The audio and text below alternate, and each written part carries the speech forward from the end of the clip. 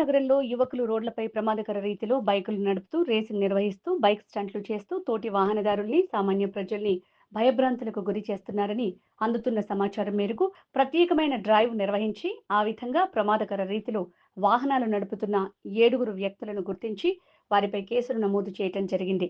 వీరిని న్యాయస్థానంలో ప్రవేశపెట్టడం జరుగుతుంది.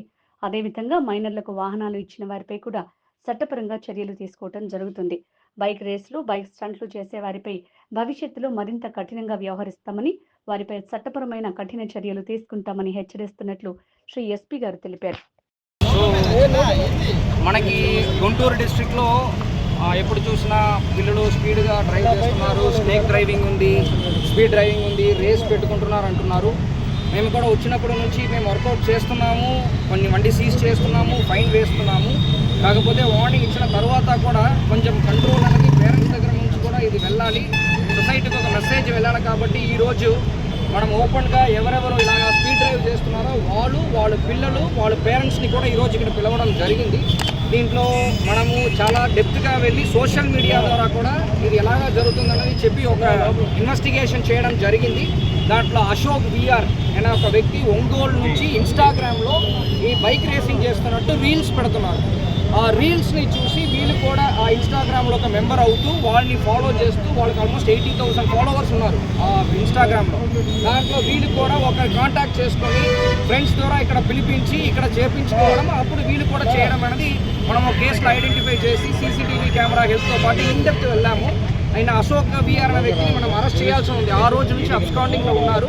మనం దానికి సంబంధించిన 6 విత్ బైక్స్తో పాటు పికప్ చేయడం జరిగింది. దాంట్లో ఇద్దరు మైనర్ కాబట్టి మేము ఇక్కడ ప్రొడ్యూస్ చేయట్లేదు. అది కాకుండా మేజర్ 3 ఇక్కడ ఉన్నారు, వాళ్ళ పేరెంట్స్ కూడా వచ్చారు. మనం 125 BNS ప్రకారము వాళ్ళకి rash driving, negligent driving, causing danger to endanger to ప్రజలు, అంటే ఎనీ లివింగ్ పర్సన్ ఆపోజిట్లో ఎవరు వస్తున్నారో వాళ్ళకి ఆటం కలిగించినట్టు, ప్రాణానికి ఆటం కలిగించినట్టు సెక్షన్ పైన కేసు రిజిస్టర్ చేయడం జరిగింది.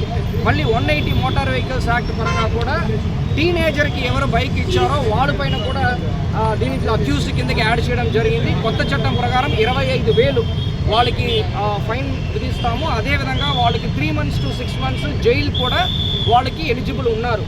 సో ఇప్పుడు ఇది ఫస్ట్ టైం కాబట్టి మేము ఇప్పుడు కూడా కోర్టులో ప్రొడ్యూస్ చేస్తున్నాము బైక్తో పాటు. ఒకవేళ దీన్ని కోర్టు వార్నింగ్ ఇచ్చేసి వెనక్కి ఇచ్చేసారంటే మళ్ళీ వీళ్ళు బైక్లో ఇన్వాల్వ్ అయ్యారంటే మళ్ళీ సెకండ్ కేసు పెట్టేసి మళ్ళీ కోర్టులో ప్రొడ్యూస్ చేస్తాము. అప్పుడు మాత్రం కోర్టు కూడా 100% వీళ్ళకి జైలు శిక్షనే ఇస్తారు.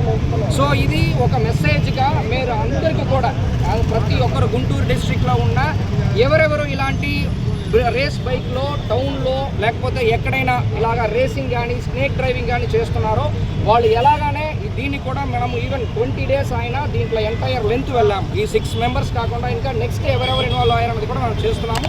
ఫస్ట్ మనం ఒక మెసేజ్ సొసైటీకి వెళ్ళిపోవాలనే ఉద్దేశంతో పాటు మనం ఈరోజు ఈ ప్రెస్ మీట్కి అరేంజ్ చేయడం జరిగింది. మేము దీన్ని ఇన్వాల్వ్ అయిన వెహికల్స్ని కూడా మనం సీజ్ చేయడం జరిగింది. దాన్ని ఇన్వాల్వ్ అయిన వాళ్ళని కూడా మనం కోర్టులో కూడా రిలీజ్ చేయబోతున్నాం. దీనికి సంబంధించి మనం పేరెంట్స్తో పాటు కూడా మాట్లాడడం జరిగింది. ఏదో మీరు సిగ్గుపడడానికి ఏమీ లేదు, మీరు సమాజానికి మీరు కూడా మెసేజ్ని అందించాలన్న ఉద్దేశంతో పాటు పేరెంట్స్ని కూడా పిలవడం జరిగింది. వాళ్ళు కూడా దీని గురించి ఒక మాట చెప్తారన్నమాట.